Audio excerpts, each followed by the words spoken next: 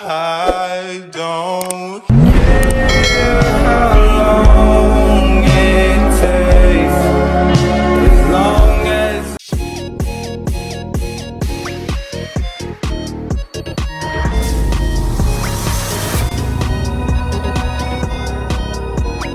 So, ayun guys, kakauwi lang namin ni Ella. Ayun si Ella, gumagawa na siya ng letter. Ella, hi ka naman! Hello! Gumagawa siya ng letter guys para kay Lian. Bumili na kami ng gift at ito yung akin guys. Sakto kami ng dalawa dito sa kwarto kasi nga sila Lian, may live sila. So, inaantay namin sila makauwi. A few moments later. Ayan guys, may na-prank dito. Umiiyak siya kanina. Upo ka na! Magbubukas ka ng gift! Buksan mo yung Dali na! Ay nako, maganda pa naman yung gift ko sa'yo. Promise.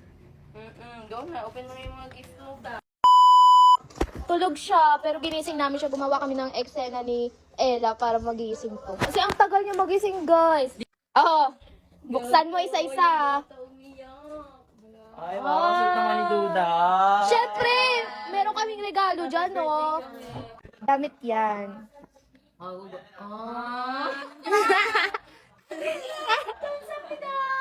Duday. Pang-alis mo yan. Ate Duday. Oh, Ang ganda. Pakita mo naman yung damit mo. Ka naiinis. Oh, eto. Ayan.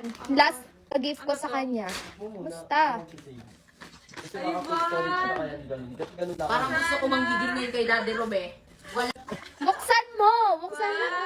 Ganda, may pag... Oh. Ay, Oh, ano? Thank you so much. Nagustuhan mo. Sobra. Ito yung gift ko sa kanya. Kung mo yan, boss mo. Ito yung pinaka-expensive dyan. Giovanni ba naman? Giovanni yan. Che. Ay. Happy Happy birthday. Love you.